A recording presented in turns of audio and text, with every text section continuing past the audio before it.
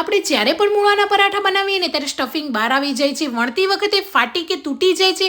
તો હું આજે તમને એવી ટિપ્સ આપીશ કે જેનાથી મૂળાના પરાઠા વણતી વખતે પણ ફાટશે કે તૂટશે નહીં. મૂળાના પરાઠા બનાવવા માટે એક વાસણની અંદર ઘઉંનો ઝીણો 2 કપ લોટ એડ કરીશું, સ્વાદ પ્રમાણે મીઠું, 1 ચમચી તેલ, અડધી ચમચી જેટલી કસૂરી મેથી એડ કરીને મિક્સ કરી લઈશું. થોડું પાણી એડ કરતા જઈને એકદમ સોફ્ટ લોટ બાંધી લઈશું. પરાઠાનો લોટ એકદમ ઢીલો રાખવાનો, જેનાથી સ્ટફિંગ બહાર નહીં નીકળે અને પરાઠા સોફ્ટ થશે. હવે આ રીતે મીડિયમ સાઇઝના 3 મૂળા લઈને થોડી છાલ કાઢીને ધોઈ લઈશું અને એકદમ ઝીણા ગ્રેટરથી ગ્રેટ કરીને એની અંદર 1 ચમચી મીઠું એડ કરીને 5 મિનિટ રેસ્ટ આપીશું. એ પછી મૂળાનું આ રીતે નીચવીને બધું જ પાણીને કાઢી લઈશું. એક બાઉલમાં લઈ લઈશું 1 ચમચી આદુ લસણ મરચાની પેસ્ટ, લીલા ધાણા, 3 ચમચી સેવ એડ કરી લઈશું. સેવના લીધે મૂળાનું કંઈ પણ થોડું પાણી હશે ને એ નહીં રહે. હવે એની અંદર આપણે 1 ચમચી પરાઠા મસાલા એડ કરી લઈશું અને થોડી એવી કસૂરી મેથી એડ કરીને હળવા હાથે મિક્સ કરી લઈશું. આ રીતે હળવા હાથે સ્ટફિંગને મિક્સ કરી લેવાનું છે. લોટને પણ 15 મિનિટ પછી સરસ રીતે મસળી લઈશું. મોટી સાઇઝના બોલ્સ કરી લઈશું અને વચ્ચે સ્ટફિંગ ભરી લઈશું. અહીંયા મેં 2 ચમચી જેટલું સ્ટફિંગ ભરેલું છે. હવે ઉપરથી ફોલ્ડ કરી લઈશું. એક્સ્ટ્રા લોટ છે એ કાઢી લઈશું